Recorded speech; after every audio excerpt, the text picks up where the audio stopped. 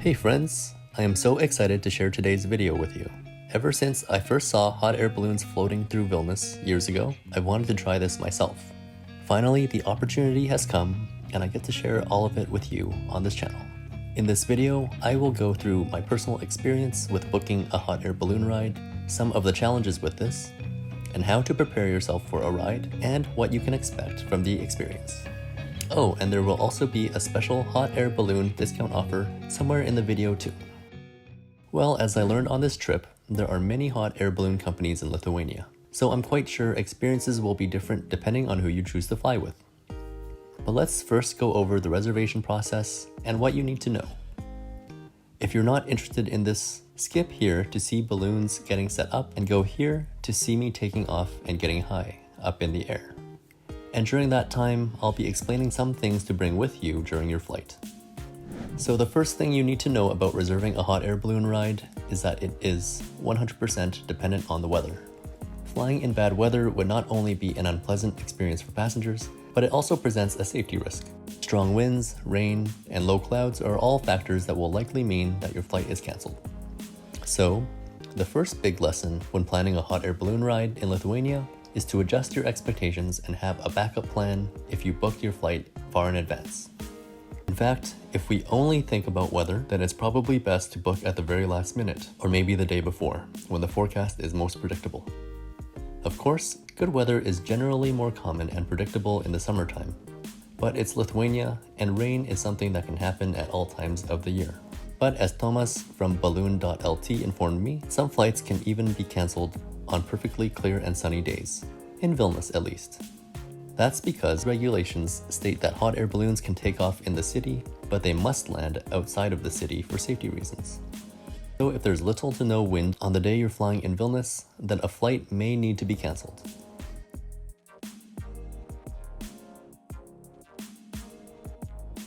So there's lesson number 1. Expect the possibility of your flight not taking place, and have a backup plan to do something else if it's cancelled.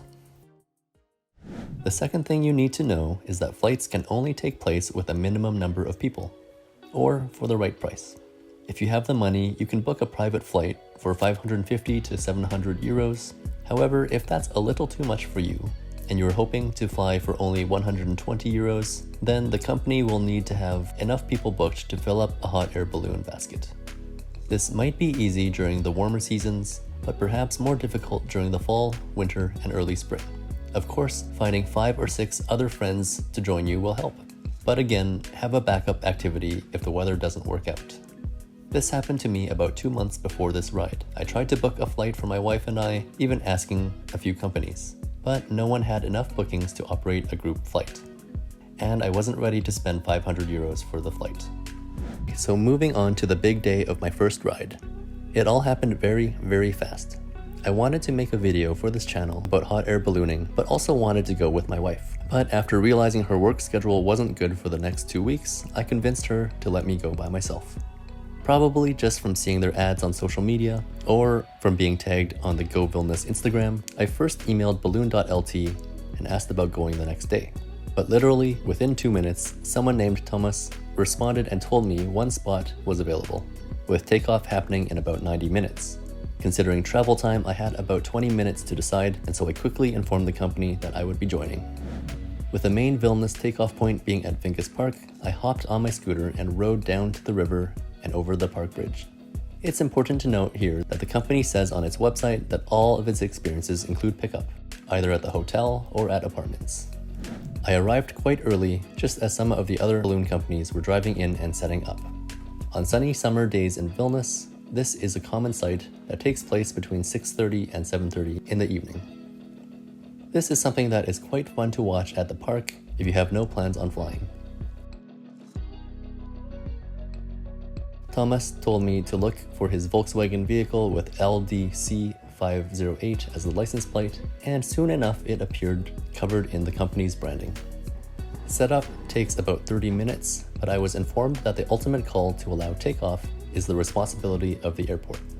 On this day, takeoff was decided to be 7:40 p.m., and all the other passengers waited after signing forms on an iPad and entering our weight. It might seem weird, but calculating weight for the hot air balloon is important, and there's even a risk of being too heavy. Balloon.lt requests that passengers notify the company if they are heavier than 120 kilograms. Not only does maximum weight depend on the passengers, but also on the temperature.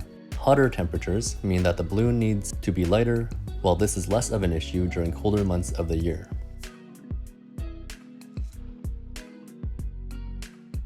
Thomas, who turned out to be the founder and owner of the company, gave us all a safety briefing and introduction before we all eventually hopped into the basket.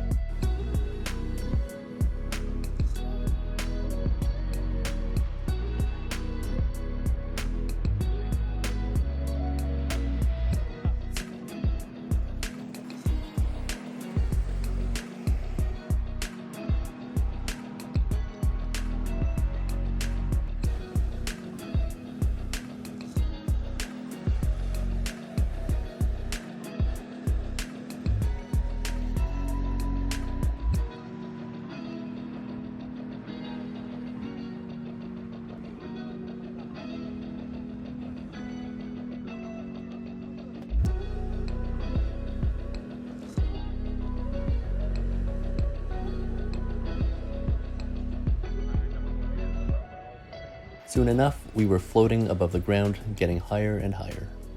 To be honest, the basket is so heavy and stable that you don't feel it moving all that much. At least this was my experience. Up until that point, I hadn't really thought about the fact that we would be floating thousands of feet above the ground, kept up by hot air. Depending on your fear of heights, it's probably best not to think too hard about this.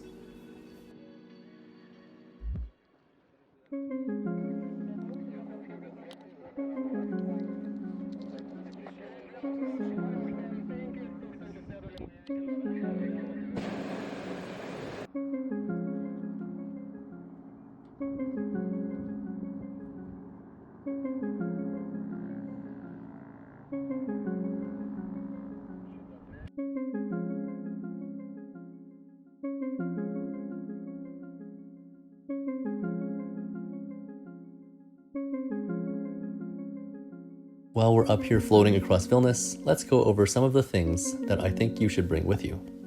So, even if you're flying on a warm summer evening, I would recommend having warm clothing with you. It's much colder at high altitudes, not to mention that winds could make things even colder. Pants, a warm layer or jacket, hat, sunglasses, these are some of the things you might want to add to your list. This was evident to me with the Italian guy standing next to me, shaking and moving his legs to stay warm. This was only slightly annoying as I was trying to get smooth and steady video footage. In fact, if no one is bouncing around, the flight is really smooth and steady, which feels so strange and so cool.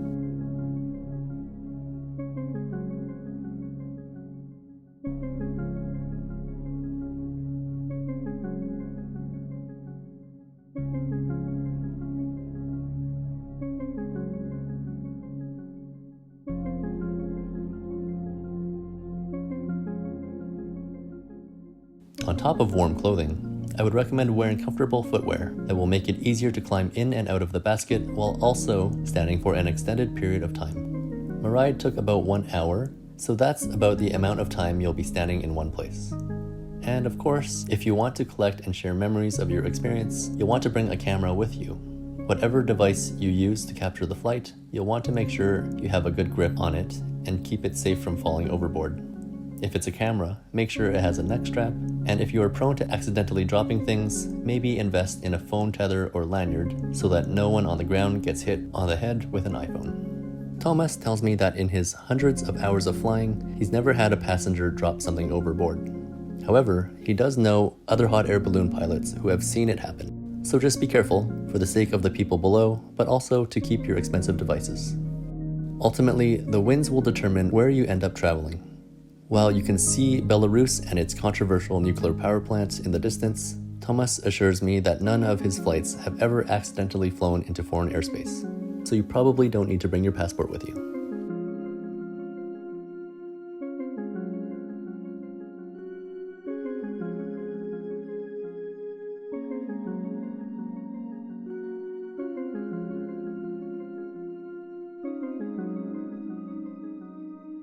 On our flight, we ended up flying south of Vilnius. Part of this cool experience was seeing one aircraft land and another take off a few minutes later.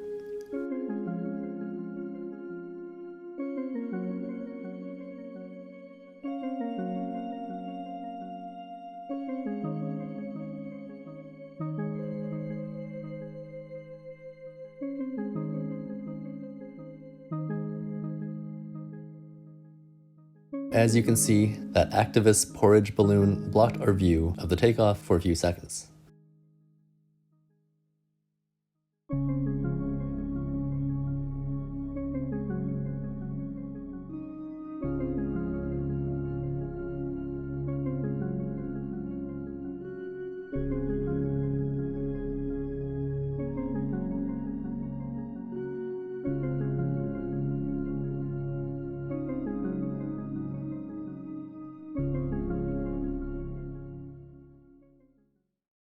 After we passed over the airport, we gradually lowered altitude and flew closely over a forest. It definitely felt like we were so close you could reach down and touch the treetops. Of course, that wouldn't be safe or allowable. This seems like a good point in the video to reveal our special offer. If watching this has you excited about booking a flight, Thomas and the balloon.lt team have been kind enough to provide a special offer for viewers of this video. You can get 10% off the purchase of a gift card through the company's website, balloon.lt. Add your gift card to the cart, and at checkout, click on the link to enter a coupon code, and here, just enter Lithuania Explained to get your discount. I'll provide links and instructions in the video description. This offer is valid until December 31st, 2022, so apologies to those watching in 2023 or later.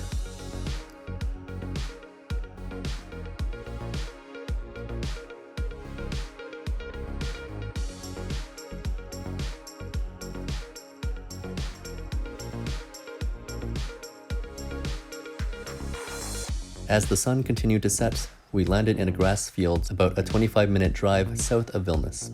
Following the balloon closely, the other team member, Andreas, drove into position and caught the balloon. It was definitely impressive to see it happen, and I was impressed to see us land right side up. For some reason, I was expecting us to have a bumpier crash landing where we would end up sideways, but thankfully, this didn't happen.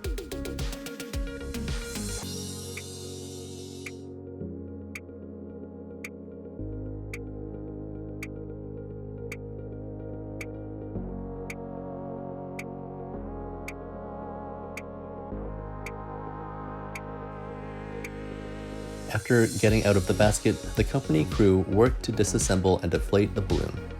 While customers and passengers aren't required to help out, it certainly helps everyone get home faster if everyone is involved. I can assure you I was helping out while I wasn't filming. When everything was packed up and we were about to leave, Thomas gathered us in a circle and gave a little speech and handed out certificates to commemorate the flight. Giving us an explanation about the first ever hot air balloon ride, we celebrated with some sparkling wine and some canelles, a French pastry. We then all hopped in a van and headed back to the city.